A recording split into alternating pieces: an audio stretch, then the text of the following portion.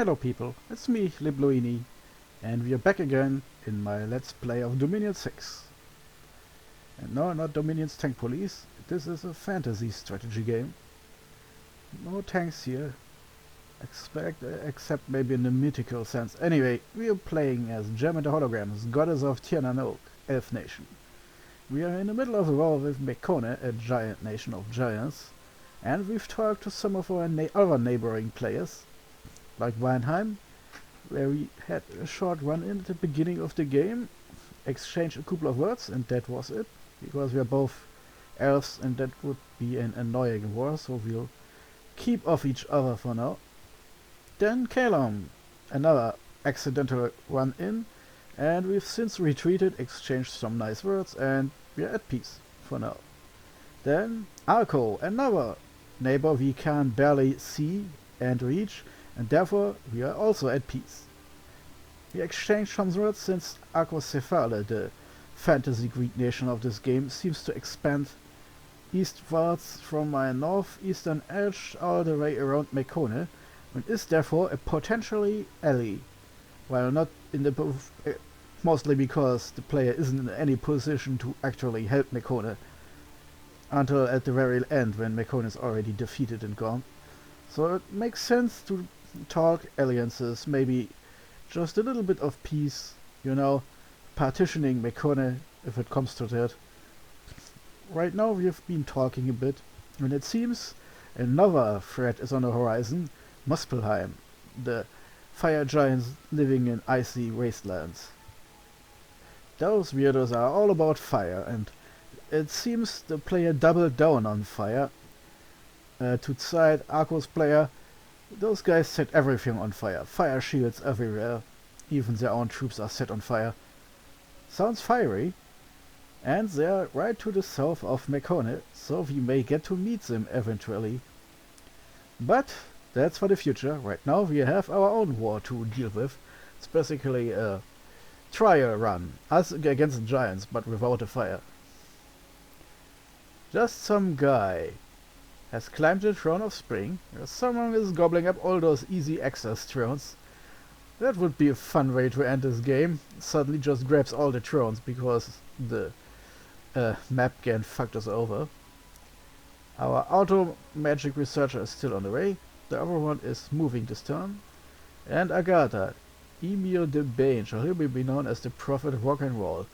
No rename? Oh yeah, of course, Agatha has been set to AI. That is a player that is long gone. Now, our battles. Revier. It's just a large chunk of gigantic hoplites and some leaders and mages. Let's take a look at what is going on the battlefield here. As expected, they're rushed in without much planning. Just large amounts of giants in orderly lines for us to crack our heads into. As we've seen, they are big. They are sturdy. They have a huge sack of hit points. And the attack skill and defense skill are both fairly well. This means... ah yes, and of course, they can also hit like trucks. So this means our sacreds will have their trouble cut out for them. The only ray of light for us, even if we take heavy losses, our sacreds are actually cheaper to recruit and don't come with a turn-based limit. Those guys can only be recruited 3 times a turn or something. So this is basically a lot of turns we are facing here, and any heavy losses the enemy takes will be hard to replace. Especially seems more and more like we are sitting on one of the 2 fortresses Mekone has. And here is Basileus, one of the few mages they can deploy, and 2 of fire, earth and water each. Isn't too shabby, especially since they're carrying gems, and I'm assuming they have researched some spells, so that this would actually make sense to use them. Then we have the E4, a fire and earth mage. Nice. Those can be a threat, especially since there are a lot of nasty attack spells they could use in combat. And of course they're using power-up spells, like Phoenix Power and Earth Power, and then the Magma Bolt strike. Completely, ridiculously overkill since this was just Mino province defense. But that's what's waiting for us. Then Kuna Arrow, that was the fortress. Then a second attack. This time around the elephant riders we waited for attacked and they all died. The Giganto hoplites attacking us also mostly died. Even one Ectodrome and the smaller units also almost all died. We also took some losses, especially among our She-Lords. 5 of them died and 2 of them were unhorsed. So I am guessing against giants, our attempt at hurling our leaders against the enemy like cavalry has slowly come to an end. I guess I have to replace them again with Pegasi. No. Our slingers took almost no losses, but our she-warriors and even our 2 others took some little dents. Our army is still strong after the battle, while the enemy, one of the 2 enemy armies has been completely obliterated. This, my friends, happens if you rush in with not enough mages in support. This guy actually survived his little misadventure, and he's a fairly strong mage. He has gotten a 3rd path in fire. But as a tiny little mage, well, a strong mage as a giant, but this also makes him easy to hit, and as a mage, or a giant mage, he only has some protection, no armor, and while his fist hits very badly, he will mostly attack us with spells anyway, so that doesn't matter at all. Then the search begins. There are also these guys. I'm guessing... that's it. I'm guessing I have to take now a little look of the other major. This is a... I can't read this. I already made the text gigantic in comparison to normal games, but... Hopladamas the Evo. Ah, that's the name. Oh, okay, I got tripped up. So what I'm seeing here is that Free Earth. Oh, another Evo. So I'm guessing I didn't take a too close look at the mages Mikona has. So I'm assuming there's a lot of random paths going around, and we'll just see it what wild mix it can be. But anything with 3 paths is dangerous. And here we see our She-Lords attacking and getting hit by magic. Yeah. It seems more and more we need our own mages to do shit.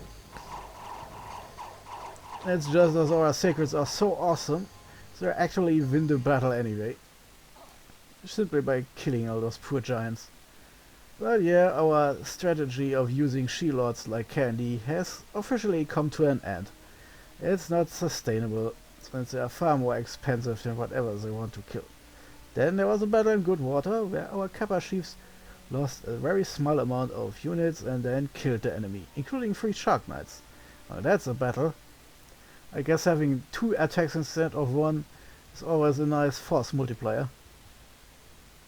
There they come, and there they go. Beat up! Yeah, Shark Knights are no match for Kung Fu. Kappa victory. That's the battles for this turn. Then Giant Scale Mountains gave us Unrest and Magic +1. Well, Magic is only relevant if I have mages there, and Unrest is not nice. I hope it's not harping of more doom via the event system. Then in Lobro, a lightless lantern, an adventurer returning from ruins deep in the mountains, has returned insane, carrying a magical lantern. The lord of the land immediately sent to the treasury. That's nice. Lightless lantern are hard to forge, and they give a good, nice bonus to research. I think we can actually use that. Then the fortification of the palisades in Kunal Eral has been Open, and we get another famous hero, as our attempt at killing our riders as fast as possible has made some another heroic ability wielder, and it's again heroic precision. Ah yes, chest wound and crippled. Yeah, that's kind of funny. I guess now I get to see if a mage on horse actually can die. That's funny. Well, I can't really let him stay here. That would be ridiculous. So the thing is, this army, if it moves on our army, can actually attack before us, because that's how the turn works.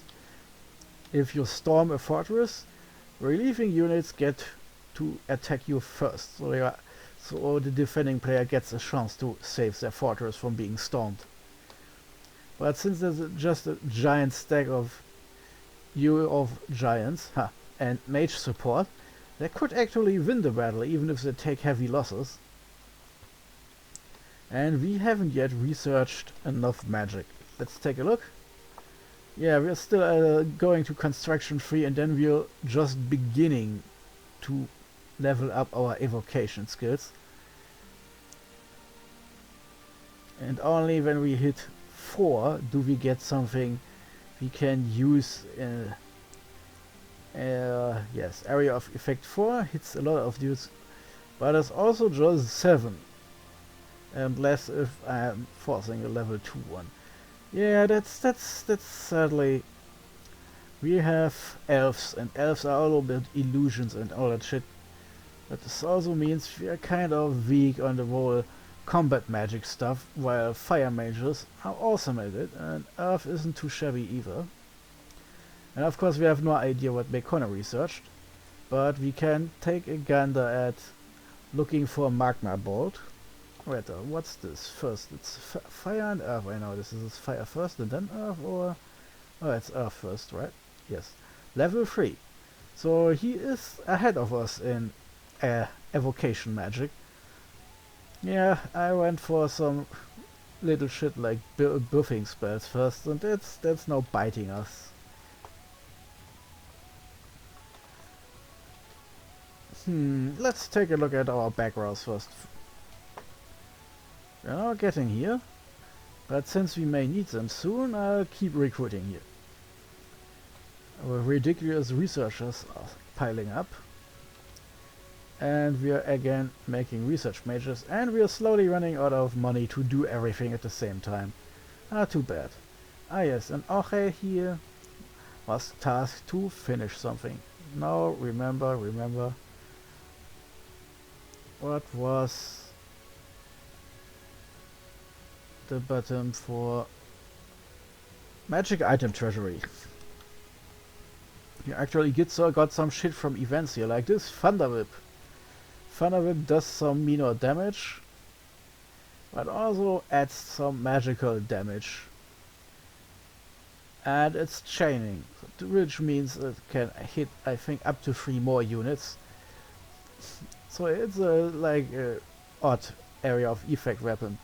Then we have this thing, it's the A catcher, which can rip out someone's eyes if you use it in battle.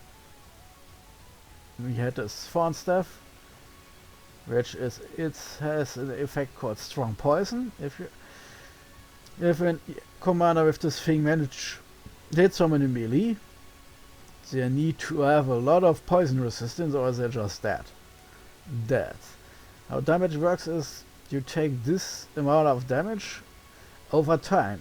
So it's not like you get just a chunk of 15 damage at once. Instead you get 1 point of damage per turn, and resistance negates part of this. So for example, if you have 15 damage like here, and you have poison resistance 5, then you get damage 10. And then I get 10 turns where you are slowly getting poisoned over time.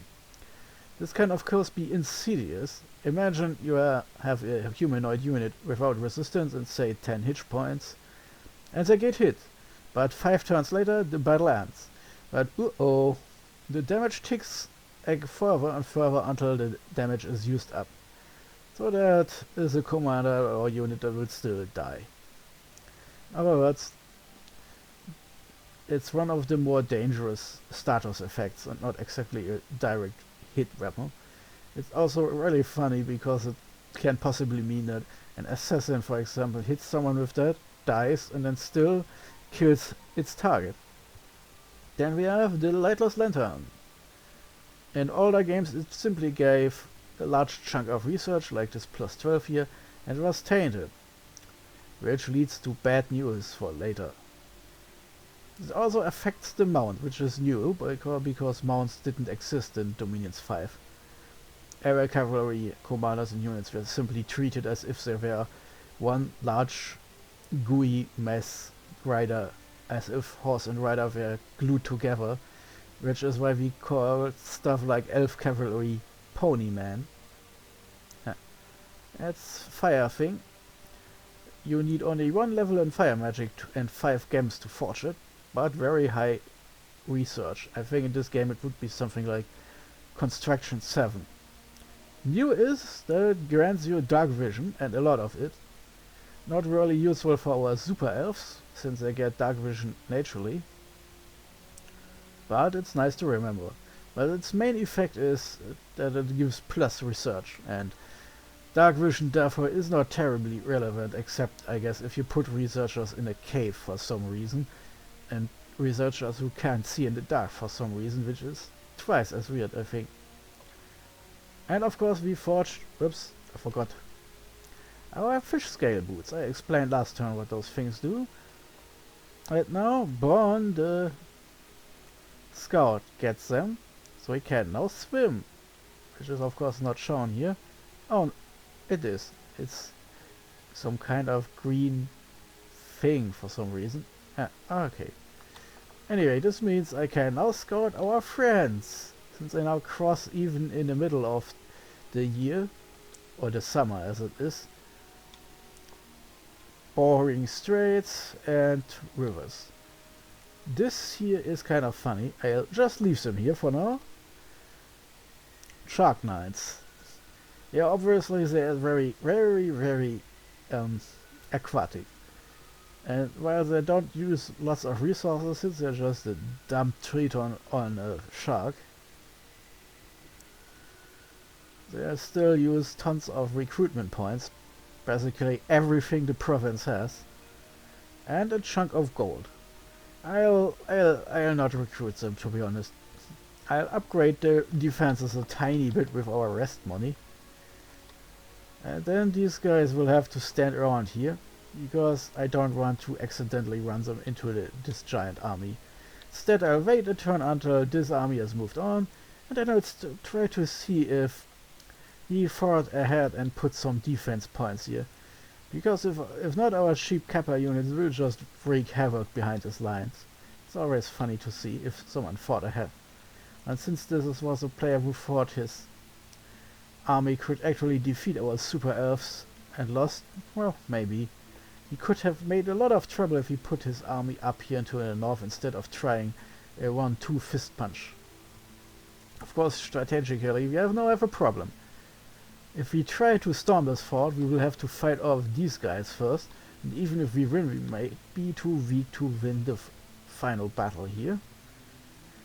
But we also have those surviving mages here, and I think one here. I also don't want these mages to survive. Tricky. I mean, we have options for movement here, and they can't do jack shit to stop us. We can do something sneaky, like send one army here and a second army here, taking both provinces. Then of course these guys will be sitting here, and we can then move immediately back. And the way the game works, either we get a completely uncovered fortress because he moved his army off, or we trap the army inside. Then he can either try to throw us off, or just quietly wait until we crack it open. And it seems to be an impatient guy. We can of course just sit here and dare him to get out, since the longer we wait, the more disease-ridden his giants will be, while we are already growing more armies up in the north to just continue the fight while he is getting stuck here. We have options. Since the war is still going well, you just have to be careful to not make a mess of things. After all, as soon as this giant army is destroyed, there's not much that he can do. He still have 70 units here, more or less, but since he can only get a rather small amount of those giants each turn, we can just attrit him down if we do things smartly. But of course, the battles so far were kind of inconclusive. We got some nice victories under our belt, but we also took some losses. And yeah, it's still not really pretty if both of our armies annihilate each other. Because of course by the time we both each get another army here, we could just end up in an endless cycle where we just destroy each other over and over again. So I'd like to win immediately. We might continue research as it is, just so we finally get construction free. Next turn. Nice. And we'll rush through evocation before going back to conjuration. So I might reorder things, depending on this. At least some evocation should be here. And maybe I should start using group blur on our mages, since we're dragging them into our battle anyway. Twilight, I'm not sure. But of course, I forgot, it gives more glamour magic to glamour mages. That's an important note for it later, because most of our mages have glamour too.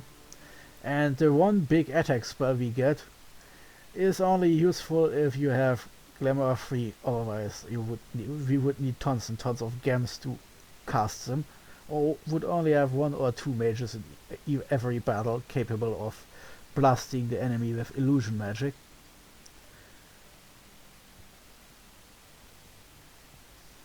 All units have precision -2, which only is really for long-range attackers and mages, I guess. But since our elves have dark vision or true sight, they don't get -2 to precision. Then all level 2 mages will be level 3 and level 3 mages level 4 and so on. Twilight has no effect unless cast in normal daylight. Night darkness and unnatural brightness causes the enchantment to lose its effect. So in other words, if we run into a night battle, which can happen in Dominion 6, we would be shit out of luck. Caves and other dark places also bad. An unnatural brightness, like caused for example by a spell that puts a second sun into the sky, would possibly also be bad. But it can have a nice effect on a battle. But like everything about elves, it's kind of cheeky if you ask me. It's basically, oh, 8 times out of 10 it works and lots of magic blasts the enemy away. And then there is time 9 where the game decides this battle will be fought at night and then you're fucked. Wait, which level was this again? Oh, I'm already losing my mind here again. It's Twilight is 4. Alteration 4. Well. First we need the battle spells. Then we need Alteration 4. Then we wanted more conjuration. Since level 5 and 6 unlocks shit like the Fey Prince and Fey Knights, and which will get important as soon as I actually manage to gain a foothold in forest provinces. But this seems a bit more sane.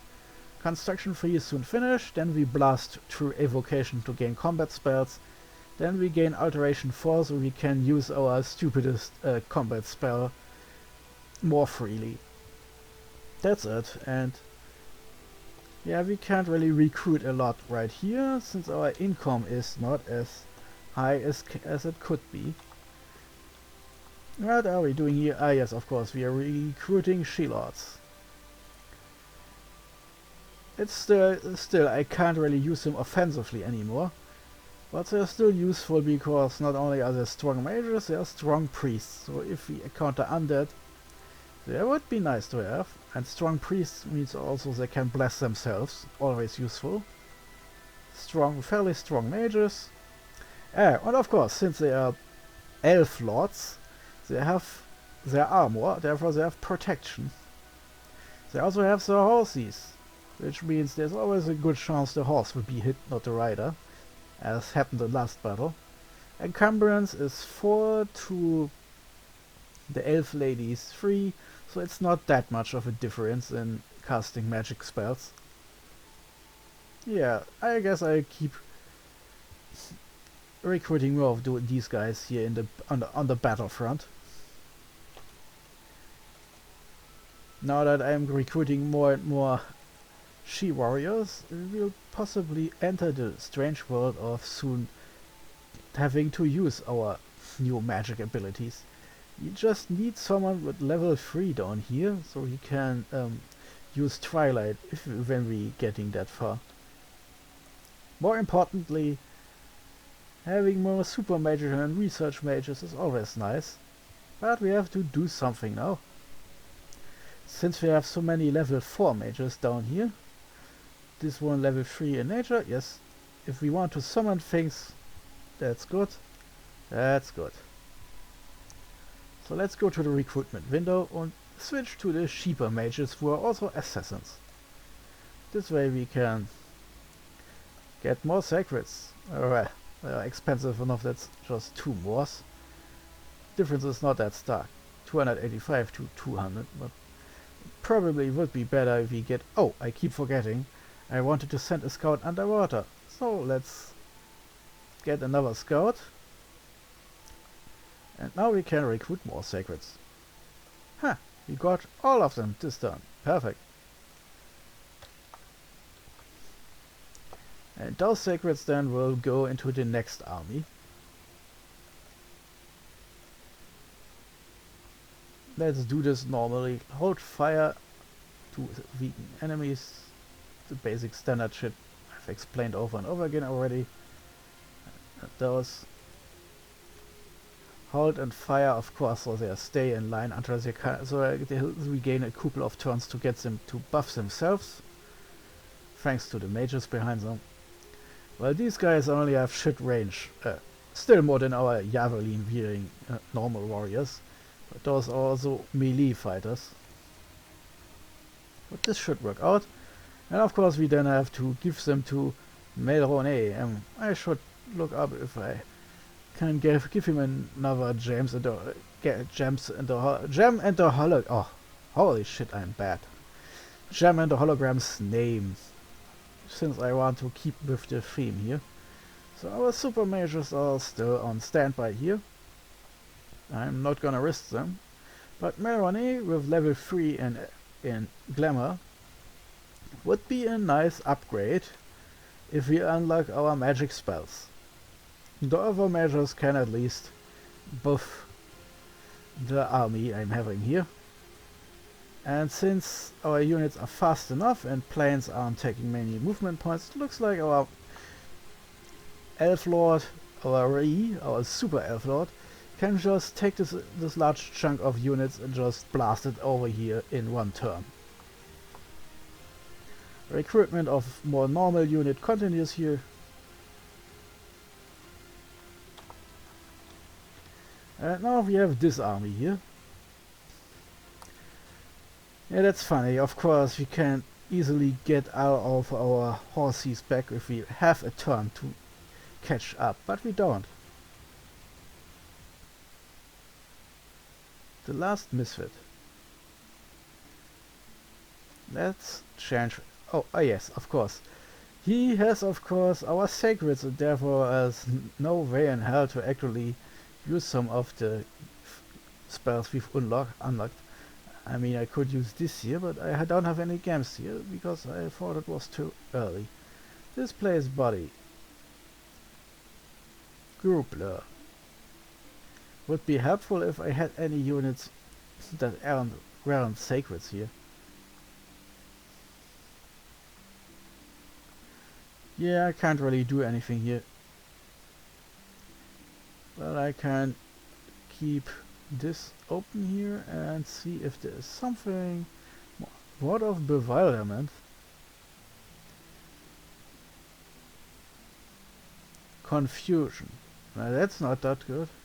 Apparently it's a spell that does some magic damage and can confuse someone. Well, since I'm short on mages, mostly he has his large chunk of hard to hit glamour mages, but they probably have to face tank something fierce. Well, since they are lonely out here. Okay, the main problem is of course Divine Blessing, the entire battlefield. Holy shit, so they don't have to stand around, just attack. Attack, attack, attack. Wait, I had a terrible idea here. Since, well, range 13 or 12 for the normal sized Chi warriors, well, our two others can do some damage if we hit someone, so make this instead. Fire closes. Now they will run forward and then, as soon as they're in range, just start chucking sharp sticks. This is important because it could mean they'll suddenly decide to hit something and disrupt spellcasting, which is important because now we're ruining these guys' lives. And now we have this other army here, all the mages. Terrifyingly useless really, because well, we have these chunks of slingers and she warriors among our two others who could be blessed, and of course we have this guy here. Hey, now I know he will be dying, but just in case there is no attack, let's see what's inside. Then we have, wow, he lost magic. That means weakened mute. Yeah, this is a hero who is now worthless to us until we find a way to heal him. Do we have healers or disease healers? Nope, I misremembered from another nation with lady mages. Our elf ladies are just evil mages, but nothing healing smell in terms of healing here. And then we have our kappas who are recuperating, which means they heal their own afflictions and can't heal. And our other lady mages here, nope. And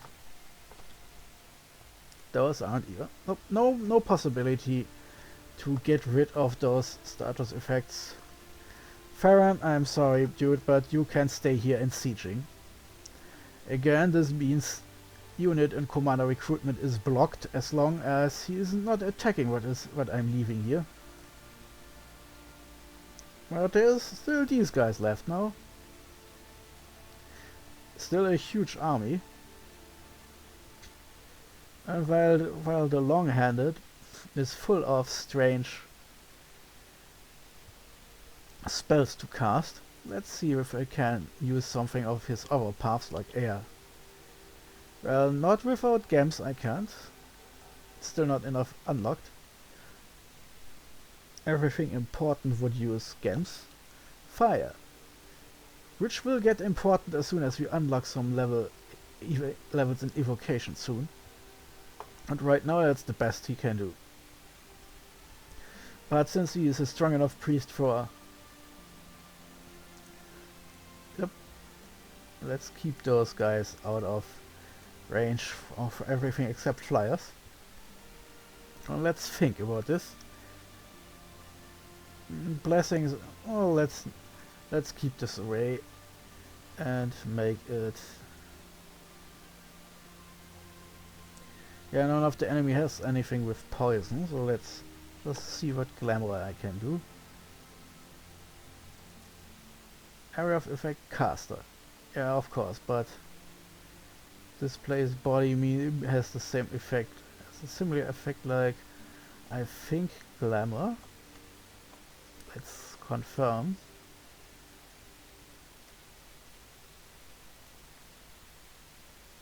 No, I think it's not exactly the same. Let's see it in action before making a decision.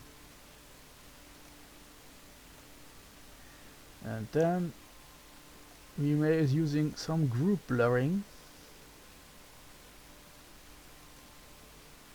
Hasn't that much range and I have lots of units to cover.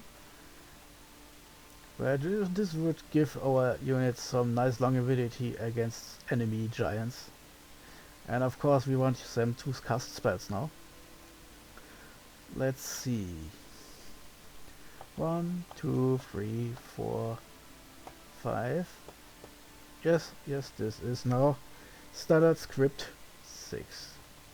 Now I can give this to any mage under my command. And since now everyone has to move at the speed of the long-handed, this means my 2 mages here will move together with us. And I'm guessing I'm now learning if crippled mages actually can die. Well, let's see what the experiment tells us. And after this little misadventure I just can... Oh, that's an independent unit? That's interesting. Mekone really stopped expanding at some point. Interesting.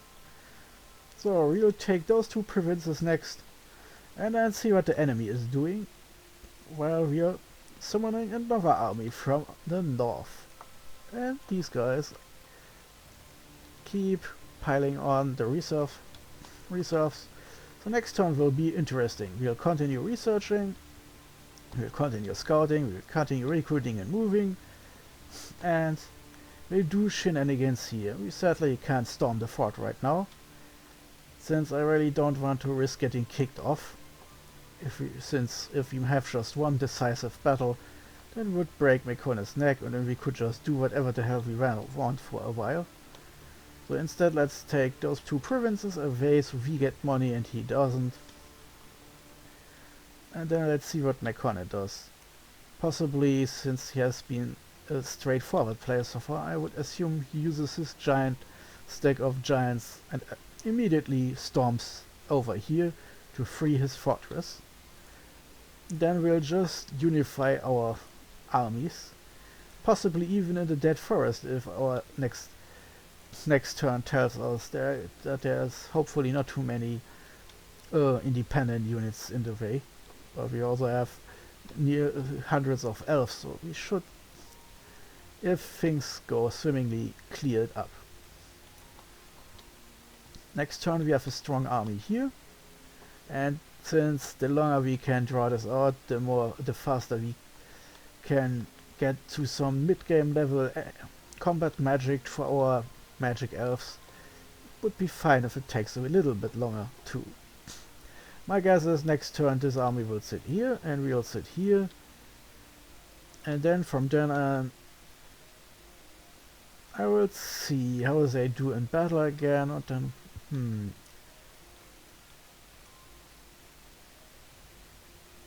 I guess I'll keep piling up mages and units here to have a mobile reserve in case he moves unexpectedly back into the north.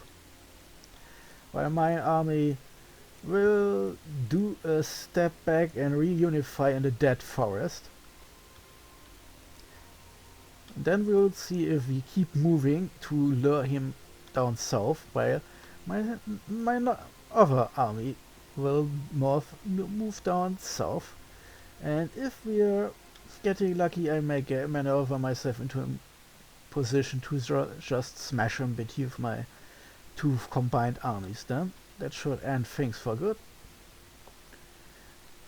But that's in the future. Let's see. Next turn will be interesting, and of course, from next turn forwards on, these guys can move forward. Oh, I still have some money left, so let's put to 5 at least. It gives us 1 Shark Knight here. These guys in the water, I keep recruiting knights, and a guard commander. Recruitment. And yes, I don't have money to recruit anything underwater, but it's still with defense 16, it's fairly sturdy anyway. Yeah, at peace with the underwater world for now. Income 17, that's not much, but it could be that there's some hidden stuff down there. Guess I have to next turn forge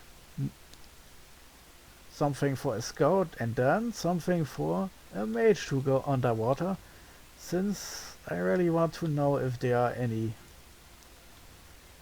nice site searchable magic sites down here. Something we haven't looked at, and I'll splurge and send one of my level 4 mages down here just to cover all the bases. I don't think our glamour spell works underwater. That would be another thing to look out for. And I've already forgotten which level again was that shit. Yeah, something like End of the Rain. Oh yes, we've already unlocked it. You know, there is something funny you can do. Cast ritual spell. Then let's switch to glamour. At the end of the rainbow, monthly ritual, so it now gets auto cast as long as we have gaps. And then we can do this. Oh, we can search underwater? Nope, we can't. Ha, that's funny, enforcing by putting the range to 999. What would happen if I try this? Oh, nothing. It just fails. Good to know. Now, of course, we have to repeat everything because I'm stupid. The end of the rainbow. So, now we can site search anything that's in 3 provinces range. That's, for example, 4. Nope. That's 3. Well, let's try. Because it's auto-casting, she'll try again, and it will be searched with maximum level magic. I think there aren't any sites that need more than level 4 in anything. But with Ilwinter, the developers, you never know. Well, that's a nice effect. That's new. That's not something we had in Dominions 5. Now that I'm casting a spell towards this province, we get this nice effect showing us that yes, there is a mage doing something to this province. That's useful. That's useful. In older games I always kept messing up, so this is nice. Anyway, nothing to do here. We'll continue the war next turn. So until then, Liploini out, my friends.